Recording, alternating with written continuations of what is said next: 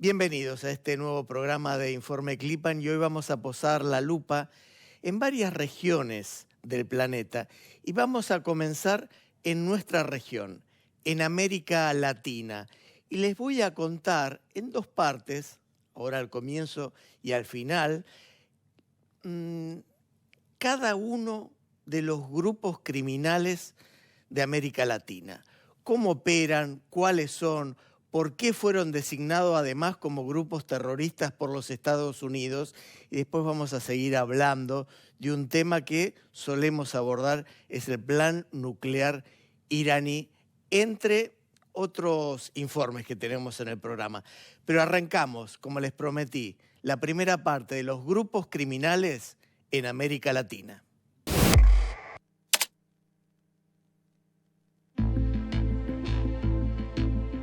América Latina es una de las regiones con mayor presencia de grupos criminales organizados, cuyos tentáculos abarcan narcotráfico, extorsión, secuestros, tráfico de armas y homicidios.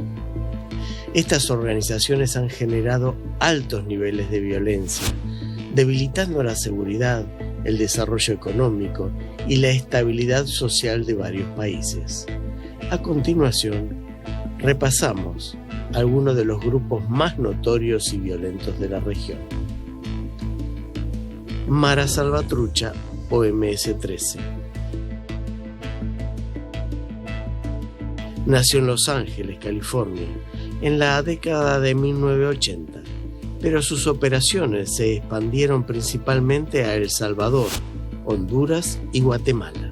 Sus principales actividades ilícitas son narcotráfico, extorsión, tráfico de armas, homicidios y secuestros. Se distingue por su extrema violencia y sus brutales rituales de iniciación. La MS-13 controlaba barrios enteros en El Salvador a través de la extorsión y ejecuta asesinatos con una crueldad desmedida. Conocida por su lema "Mata, viola y controla", la Mara Salvatrucha 13 ha protagonizado algunas de las masacres más atroces en El Salvador, donde ha llegado a incendiar autobuses con pasajeros dentro, como castigo a quienes no pagan extorsiones. Su estructura es descentralizada y cuenta con células operativas en diversas partes del continente. La llegada de Nayib Bukele al poder el 1 de junio de 2019 cambió todo. Elaboró un plan de seguridad para combatir a las pandillas mareras. Impuso el estado de excepción. Los militares y policías patrullaban las calles, detenían a delincuentes. Se modificó el Código Penal para habilitar los juicios express. En 7 meses construyó el Centro de Detención contra el Terrorismo y trasladó allí a los sanguinarios pandilleros que por más de 2 décadas sembraron de terror el país. Impuso orden en el penal La Esperanza, foco de revueltas, masacres y cantón de asesinos. Lo que tenemos nosotros acá son sujetos psicópatas, asesinos seriales, sujetos que no solo privaban de libertad a sus víctimas, sino que antes de asesinarlas, las torturaban, las asesinaban, las mutilaban y las dejaban enterradas en fosas clandestinas. Ese es el tipo de sujetos que nosotros tenemos encerrados acá en el Centro de Confinamiento al Terrorismo. Uno mira ahora de frente a los pandilleros, a las personas que se creían dioses y que mataban, decidían quién vivía y quién moría, pero sin embargo sus ojos ahora no transmiten miedo. Es correcto, ellos acá están sometidos y saben que deben de estar sometidos al régimen de internamiento especial. Muchas veces yo se los he dicho, yo no soy quien para juzgarlo, pero son sus acciones las que los llevaron a estar en este momento acá y esta es su realidad y aquí se van a quedar. Si quieren vivir tranquilos tienen que someterse al régimen, punto. En menos de 3 años detuvo a más de 80.000 presuntos delincuentes y homicidas y liberó barrios como La Campanera, tomada por las pandillas. Barrio 18.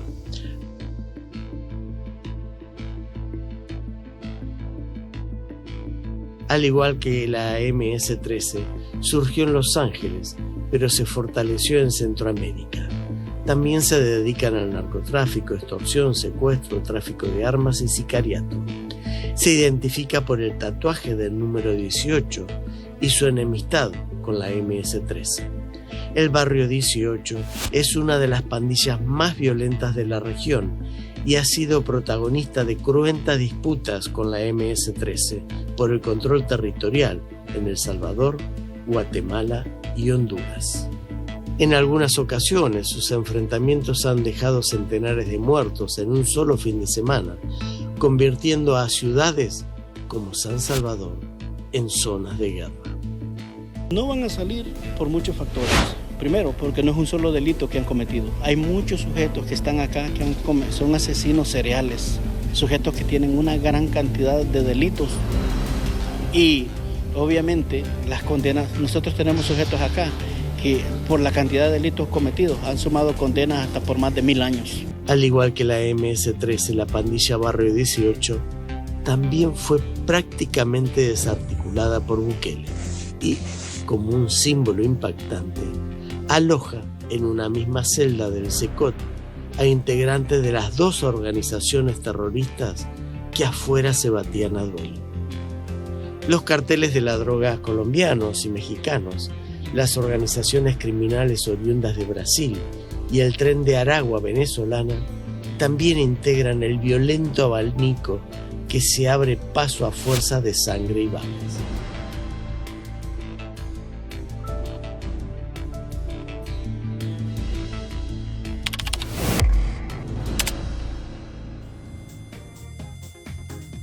Seguimos en nuestro continente porque días pasados se desató un escándalo internacional y además puntos de conflicto entre Gustavo Petro, el presidente colombiano, y Donald Trump, el mandatario de los Estados Unidos. Sucede que Petro, muy cuestionado en su país, defendió a algunos terroristas, a algunos delincuentes del Tren de Aragua. Ustedes saben, esta organización criminal que nació en la cárcel venezolana justamente de Aragua. Entre otras cosas, el presidente colombiano, ex guerrillero además del grupo M-19, dijo que era amigo de alguno de ellos y había que tratarlos con amor. Mira. Una vez más, el presidente Gustavo Petro generó polémica y tensiones con países vecinos y la administración de Donald Trump. Esta vez, el centro de las críticas giraron en torno a sus definiciones sobre el sanguinario Tren de Aragua, un grupo criminal que nació en las cárceles venezolanas y extendió su ola de violencia y corrupción en la región. El 23 de enero de 2025, la Casa Blanca designó al Tren de Aragua como una de las organizaciones terroristas extranjeras. El jefe de la Casa Blanca llegó a un acuerdo con su par salvadoreño Nayib Bukele para extraditar a El Salvador a los integrantes del Tren de Aragua que fuesen detenidos en territorio estadounidense para ser alojados en el centro de confinamiento del terrorismo. Aunque yo me arrepienta y le pida perdón al mundo y a la sociedad entera, el delito está cometido, los errores están cometidos y tengo que pagar mis consecuencias, tengo que vivir lo que estoy viviendo, tengo que afrontar mis problemas.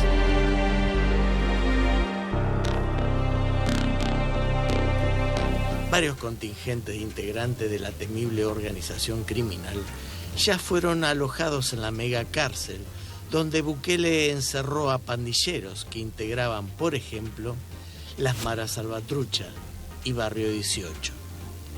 Estos grupos sembraron terror en El Salvador por al menos 2 décadas.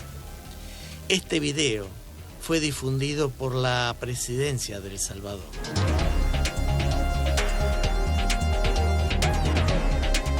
El 27 de marzo de 2025, Petro dijo que su encuentro con Kristi Noem, secretaria de Seguridad de Estados Unidos, había sido un éxito. Sin embargo, la funcionaria de Trump lo desmintió. Calificó la reunión como polémica, revelando que comenzó con Petro criticando a la administración republicana durante media hora. La reunión abordó temas delicados, incluyendo el crimen organizado y el Tren de Aragua.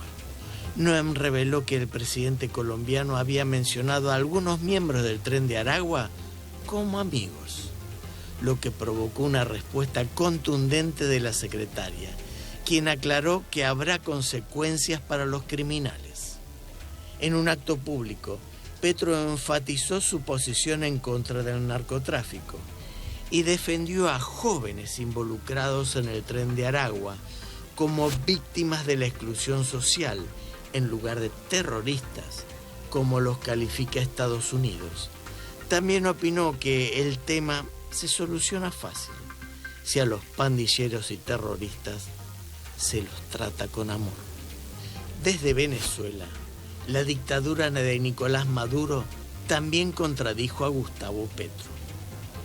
No son jóvenes excluidos, dijo el ministro de Relaciones Interiores del régimen Cabello. Además, acusó a Colombia de proteger a los miembros de esa banda criminal. Cabello fue enfático al desmarcarse del mandatario, que pasa por su peor momento de popularidad en Colombia. Casi el 60% de los ciudadanos rechazan su gestión de gobierno. El alfil de Maduro dijo que el grupo criminal no son jóvenes excluidos, son producto de una manipulación histórica, que están vinculados con el tráfico de drogas y con el poder en zonas de las bandas criminales. Los inicios del Tren de Aragua estuvieron encabezados desde la cárcel del estado de Aragua por Héctor Guerrero Flores, apodado Niño Guerrero, que logró expandir su influencia a 5 estados de Venezuela, hasta que la organización delictiva tejió una red de influencias que se extendió fuera de sus fronteras, por ejemplo, en Estados Unidos, El Salvador, Perú, México y Chile, entre otros países.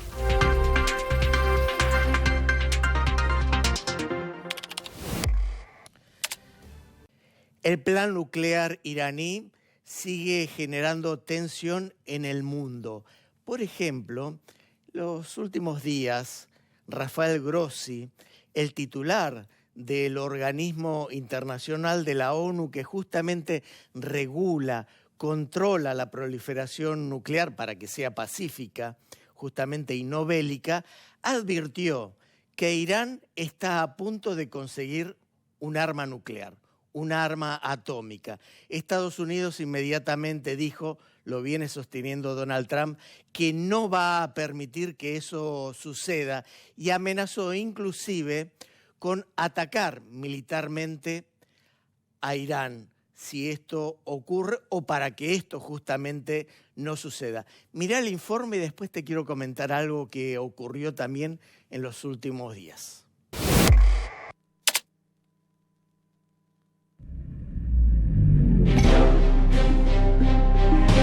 Por primera vez desde que llegó a la Casa Blanca en su segundo mandato, Donald Trump se mostró inflexible ante el avance del plan nuclear iraní. El mandatario afirmó el 9 de abril de 2025 que Israel sería el líder de un posible ataque militar contra el país de los ayatolá si Teherán no abandona su programa de armas nucleares. Trump, conocido por su postura dura frente a Irán, dejó claro que si las negociaciones no avanzan, Estados Unidos no dudará en recurrir a la fuerza militar. Si se requiere lo militar, vamos a tener lo militar, afirmó el mandatario estadounidense. Además añadió que Israel tendría un papel preponderante en esta posible ofensiva, aunque también subrayó que la decisión final será tomada por Estados Unidos. Es un comienzo, tenemos un poco de tiempo, pero no tenemos mucho tiempo, porque no vamos a permitir que ellos tengan un arma nuclear. No podemos dejar que ellos tengan un arma nuclear. Y vamos a dejar que prosperen. Quiero que prosperen, quiero que Irán sea grande. La única cosa que no pueden tener es un arma nuclear. Ellos entienden eso. Estas declaraciones se dan en el contexto de un creciente temor de la comunidad internacional ante la aceleración del programa nuclear iraní, que está cada vez más cerca de producir un arma nuclear funcional. Irán, por su parte, ha mantenido una postura diferente. A través de su presidente, Mosoud Pezeshkian, el país reafirmó su compromiso de no buscar armas nucleares, aunque también dejó entrever que podría estar dispuesto a abrir sus puertas a inversiones estadounidenses si las conversaciones prosperan. Este cambio en la postura de Irán representa un giro respecto a su actitud después del acuerdo nuclear del 14 de julio de 2015, firmado en Viena entre Irán y Estados Unidos, Reino Unido, Francia, Rusia, China y Alemania, que permitió cierto acercamiento con Occidente, aunque siempre bajo estrictos términos de supervisión internacional. La situación se complica aún más debido a las recientes sanciones impuestas por Estados Unidos. El Departamento del Tesoro de ese país anunció nuevas medidas punitivas contra Irán, señalando a varias entidades vinculadas con su programa nuclear, como la Organización de Energía Atómica de Irán y diversas compañías de tecnología relacionadas con el enriquecimiento de uranio. El programa nuclear de Irán ha dado pasos significativos en su capacidad para enriquecer uranio, lo que ha incrementado las preocupaciones sobre una posible carrera armamentística nuclear en la región. Con nuevas centrifugadoras más avanzadas, Irán ha logrado enriquecer el uranio al 60%, un nivel que se acerca peligrosamente al umbral necesario para fabricar armas nucleares. Según informes, Irán podría producir suficiente uranio para fabricar entre 5 y 8 armas nucleares en un periodo de 2 semanas, dependiendo, claro está, de la eficiencia de sus centrífugas. Este avance, sumado a la instalación de centrifugadoras más potentes, ha generado un ambiente de creciente desconfianza entre las potencias occidentales, que temen que Irán utilice sus avances para desarrollar un arsenal nuclear. Además, el riesgo de que Irán pueda llevar a cabo sus actividades nucleares en instalaciones secretas añade un nuevo factor de preocupación. A medida que el país desarrolla centrifugadoras más pequeñas y potentes, la posibilidad de esconder su producción de uranio enriquecido en sitios clandestinos se incrementa, lo que dificultaría su monitoreo por parte de organismos internacionales, como la Agencia Internacional de Energía Atómica, a cargo de Rafael Grossi. Irán, a raíz de que la Junta de Gobernadores de la OIEA adoptó una resolución censurando el hecho que el país no colabora suficientemente con el organismo, dándole la información, la clarificación que es necesaria sobre las actividades en Irán, Irán optó por retirar, remover, desconectar más de 20 cámaras, 27 de hecho, cámaras de seguridad que teníamos allí instaladas. Y es por esto es que yo he apretado el botón de alarma en cuanto a que todas estas actividades, o muchas de estas actividades, tienen lugar sin que podamos saber qué es lo que está allí ocurriendo. Por su parte, Irán ha dejado en claro que no tiene intención de abandonar su programa nuclear, aunque está dispuesto a buscar nuevas oportunidades económicas. El escenario sigue siendo incierto y el mundo observa atentamente las decisiones que se tomarán en los próximos días. ¿Será la diplomacia capaz de evitar una crisis nuclear en Oriente Medio o el riesgo de un conflicto armado se hará realidad? Solo el tiempo dirá si las conversaciones entre las dos potencias logrará prevenir lo peor.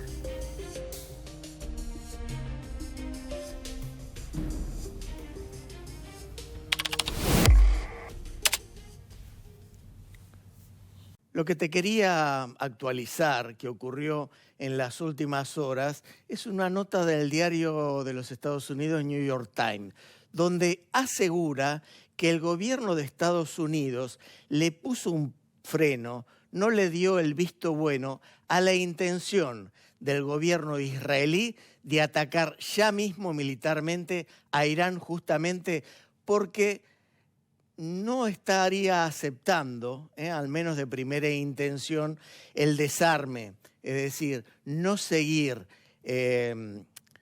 produciendo uranio enriquecido para obtener una bomba nuclear. Pero bueno, las negociaciones están en la mesa, eso es lo que priorizó Donald Trump y por eso detuvo, al menos por ahora, el ataque militar israelí. Y ahora lo que te prometí al comienzo, la segunda parte de los grupos criminales que azotan a América Latina, en este caso, además, encabezados por los grupos narcoterroristas.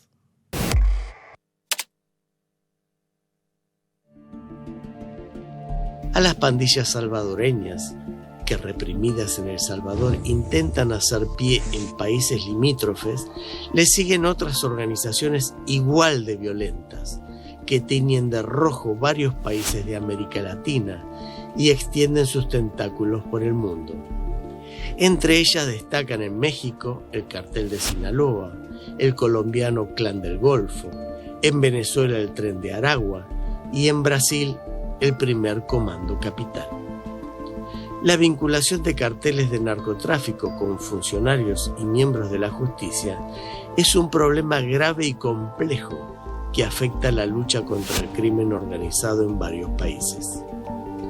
Los carteles de droga, debido a su poder económico, tienen la capacidad de corromper a funcionarios públicos y judiciales para proteger sus operaciones, eludir la justicia y obtener beneficios ilícitos. Esta vinculación puede darse en varias formas, como sobornos, intimidación, coacción y manipulación de procesos judiciales, que incluyen pagos a policías para ignorar actividades ilegales, a jueces para influir en fallos judiciales o a fiscales para desestimar casos. La influencia de los carteles sobre el sistema judicial puede llevar a la manipulación de juicios para que los acusados de narcotráfico reciban sentencias menores o sean liberados. Pueden pagar a jueces para alterar sentencias o acelerar la liberación de miembros del cártel. En algunos casos incluso, los testigos son coaccionados o eliminados para evitar que colaboren con la justicia.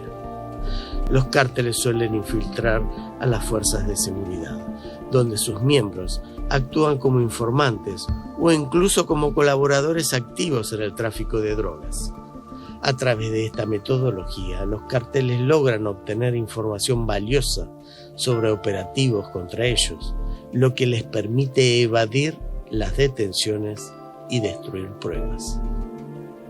En México, muchos carteles han logrado infiltrarse en los niveles más altos del gobierno y el sistema judicial. Un ejemplo notorio es el cartel de Sinaloa, cuyo líder, Joaquín El Chapo Guzmán, había sobornado a funcionarios para operar en diversas áreas sin ser capturado.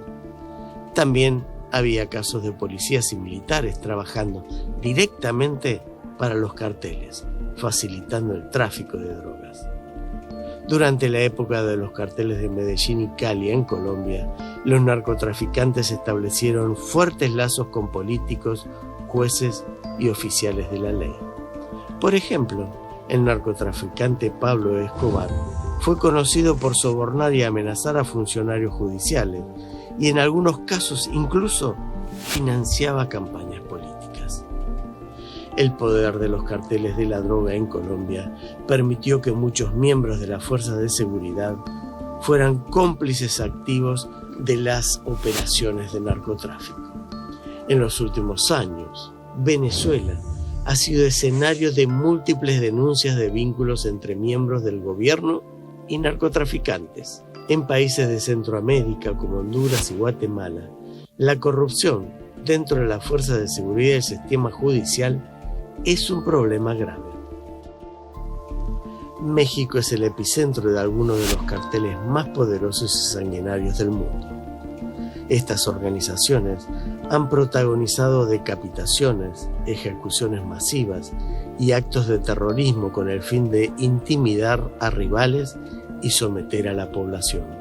Se trata del cartel de Sinaloa, el cartel de Jalisco Nueva Generación, los Zetas, fundados por exmilitares de élite y conocidos por su brutalidad extrema.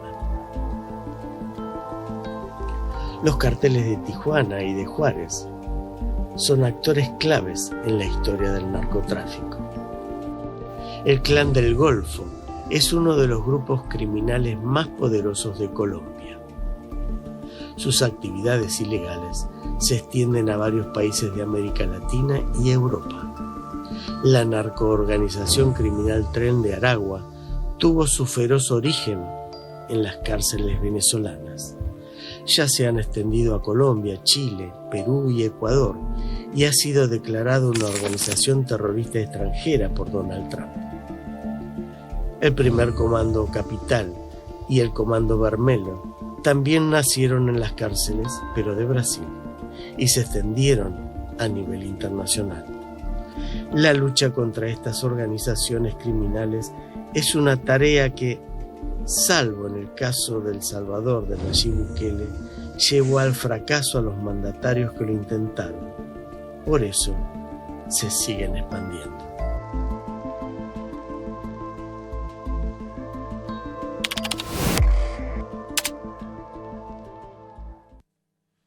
Muy bien, y así llegamos al final de este programa que, como has visto, hemos tocado distintos tópicos, distintos conflictos que azotan el mundo. Hasta la semana próxima. Gracias, como te digo siempre, por estar ahí.